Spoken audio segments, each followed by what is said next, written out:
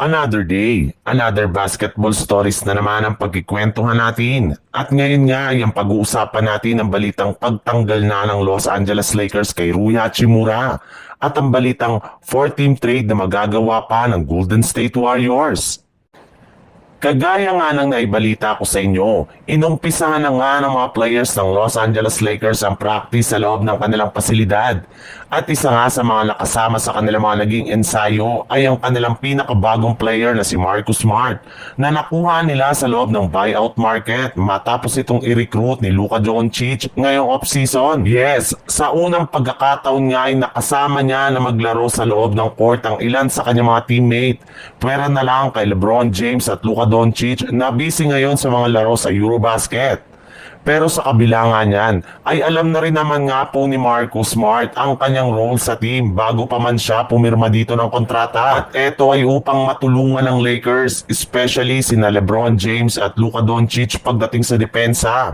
May lumabas rin naman nga na balita na si Smart nga daw ang posibleng pumalit kay Rui Hachimura sa kanilang starting five next season. Alam naman nga po ninyo na questionable na rin naman nga ang future ni Hachimura sa team since hindi pa siya nakakapirma ng kontrata na siyang magiging dahilan ng kanyang pagkakatanggal. Sa ibang balita naman, ayon pa nga sa isang insider mula sa Warriors, iba't ibang klaseng trade scenario at trade target na nga ang pinag-uusapan ngayon sa loob ng kanilang front office. At isa nga sa mga players na kasalukuyan nila ngayong tina-target ay si Trey Murphy matapos itong gawing available ng New Orleans Pelicans ngayong off-season. Magiging madali rin naman nga para sa Golden State Warriors na makuha si Murphy since isang batang player na merong malaking potensyal at isang future first round nga ang gustong makuha ng Pelicans bilang kapalit nito. Kaya sa ngayon nga ay eto na nga ang pinakamalapit na trade na pwedeng magawa ng Golden State Warriors sa mga susunod na araw. Kaya kailangan na nga ng kanilang mga fans na mag-abang dahil hindi na nga magtatagal at maititrade na si Jonathan Kuminga.